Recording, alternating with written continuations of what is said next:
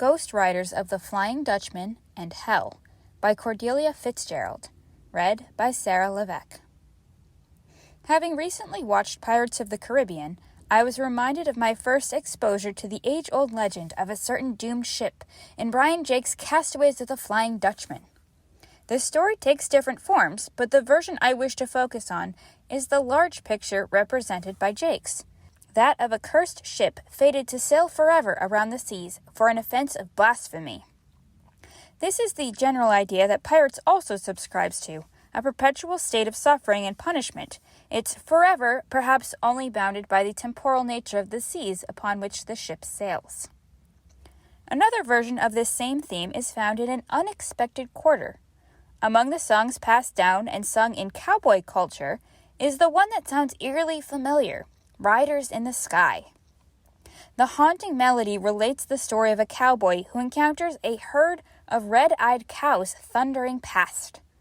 We learn from the cowboys who gallop after them that unless our hero changes his ways, he will have to join them in their hell, trying to catch the devil's herd.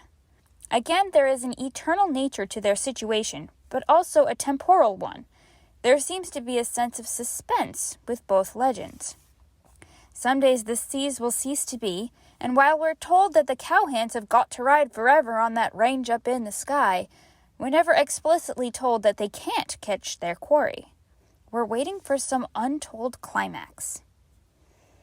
In this is evident the unquenchable hope found in mankind. It shows an innate belief in the mercy of God. We are happy to consign fellow creatures to punishment, but do we really wish it to last forever? Do we really mean it permanently when we curse others? If we follow this logic, however, we are presented with a two-horned dilemma. Either there is no hell, in which case Christ is a liar, or, if hell exists, how can God be good if humanity has more sympathy than he? Instead of impaling myself on either horn, I submit that we aren't even discussing the right cow. Remember, God gave us free will, so rather than God arbitrarily assigning a man to heaven or hell, it is the man himself who chooses. Hence, some writers refer to man as casting himself into hell by running away from God. God simply is. And if, as C.S. Lewis says in The Last Battle, we look into his face and hate him, we choose the other, that which is not God, hell. It seems, then, that the image of God as judge, while true, is an incomplete one, for he is, and some throw themselves against the rock of his constancy and climb, but others are crushed against it. Returning for a moment to our two cultural examples, we could ask what comprises the actual punishment doled out to the pirates and cowhands. After all, both the sailing and the herding were everyday tasks for the sailors and hands respectively. One could argue that it is work, and therefore tedious, but that is a whole other discussion. Suffice it to say that work can be good and wholesome, and often is.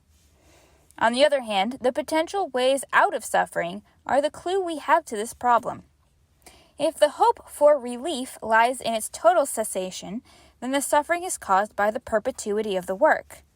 Could this possibly be a reference of the immortal nature of the soul, coupled to the temporal body, the disruption of the unity between them causing an innate dissonance as the temporal body is dragged into eternal suffering by the immortal soul?